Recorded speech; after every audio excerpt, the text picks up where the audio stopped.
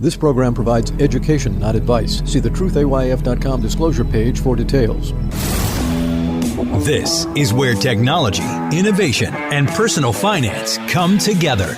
This is the truth about your future with Rick Edelman. Brought to you by Global X ETFs, dedicated to providing investors with unexplored intelligent solutions. It's Thursday, March 30th, and I want to tell you about Jeffrey Cutter. He's a financial advisor in Massachusetts. He operates his own firm called Cutter Financial Group, and he manages about $134 million for about 400 clients. Since 2014, for the past 9 years, Jeffrey Cutter has been selling annuities to his clients, and he never told them that he's been collecting commissions of 7% to 8%. All this in addition to the 2% annual fee that he and his firm charged.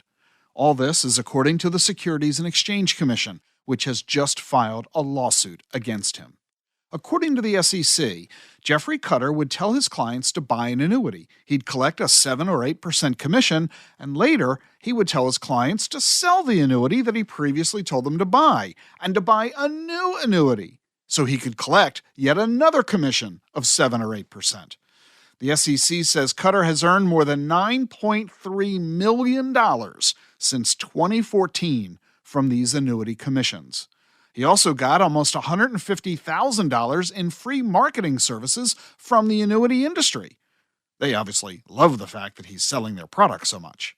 All told, the SEC says, Jeffrey Cutter and his firm violated 4 sections of the Investment Advisors Act of 1940, and the SEC is thus suing him to stop him from doing this anymore, and to recover the commissions that he's earned, along with interest and penalties.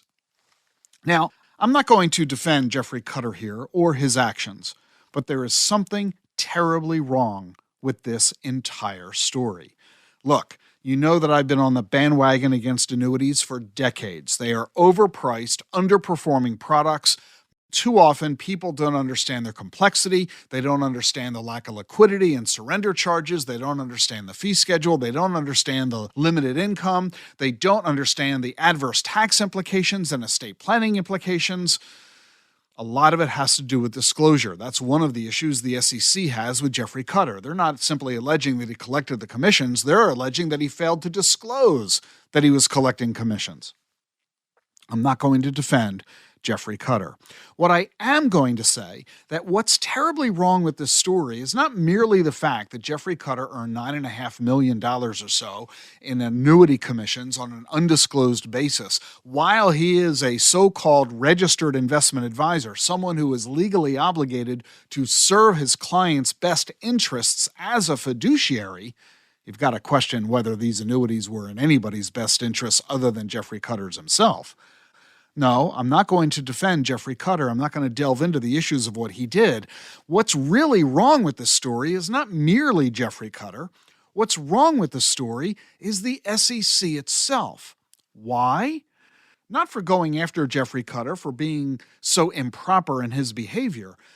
And it's not the fact that Jeffrey Cutter sold high commission annuity products.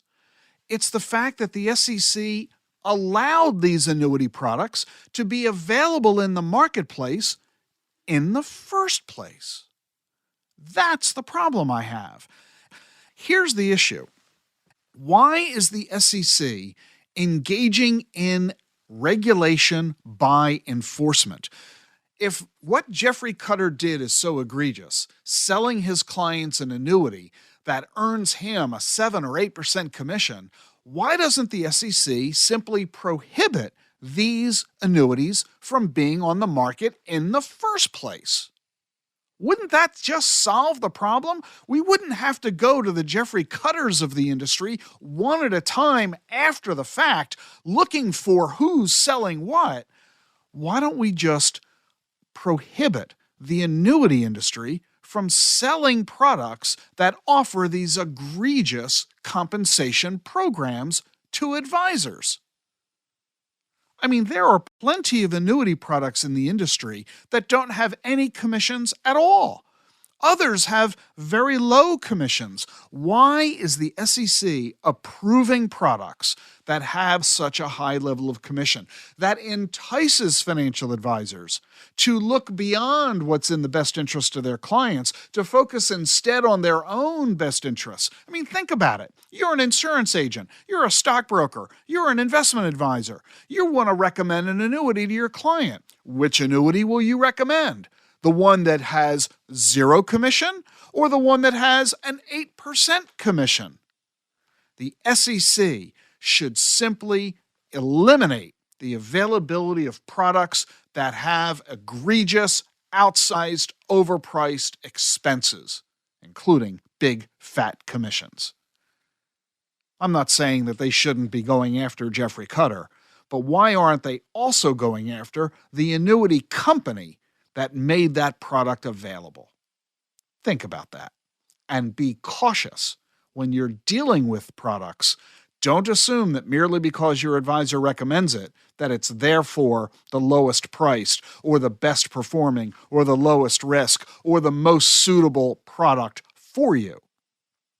Get a second opinion to help reduce the risk that you're being bamboozled. A bamboozlement that is brought to you in part by the SEC itself.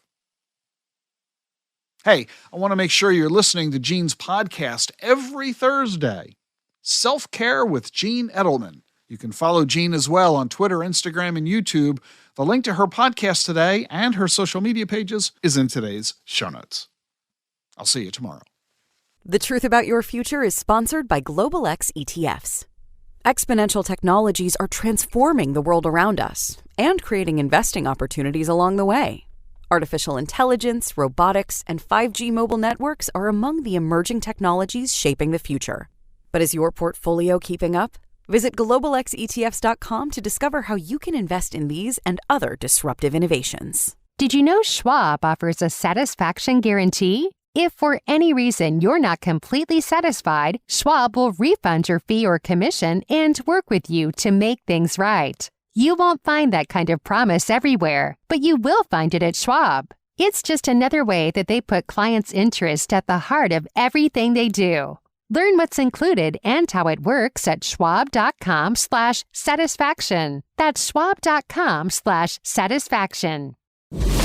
Bringing clarity to a complex and changing world. This is The Truth About Your Future with Rick Edelman.